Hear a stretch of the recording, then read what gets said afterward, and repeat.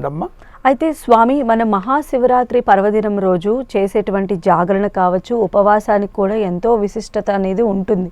ప్రతి ఒక్కరూ కూడా ప్రతిరోజు చేయకపోయినా కూడా స్వామివారికి సంబంధించిన పూజా క్రతువులన్నీ కూడా మహాశివరాత్రి రోజు చాలా నిష్ఠగా పాటిస్తూ ఉంటారు.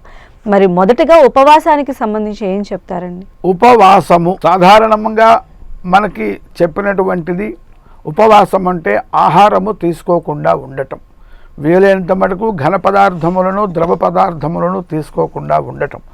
దాని వలన ఒక ఆకలి అనేటువంటిది మనకి గుర్తు చేస్తూ ఉంటుంది. నేను ఈరోజు ఆహారం ఎందుకు తీసుకోవట్లేదు, ఈరోజు మహాశివరాత్రి మహాపర్వదినం, ఈరోజు నేను ఏమి చెయ్యాలి, శంకరుణ్ణి స్మరించాలి, శంకరుణ్ణి ఆరాధించాలి అని రోజంతా కూడా మనకి శివతత్వాన్ని, శివ పూజను చెయ్యాలనేటువంటి, శివారాధనను చెయ్యాలనేటువంటి గుర్తుని మనకి అందిస్తూ ఉంటుంది ఉపవాసం అనేటువంటి ఈ యొక్క కార్యక్రమము అన్నమాట. ఆహారము తీసుకుంటే శరీరము కొద్దిగా విశ్రాంతి కోరుతుంది, అందువల్ల మనస్సు ఏకాగ్రం కాకుండా ఉంటుంది.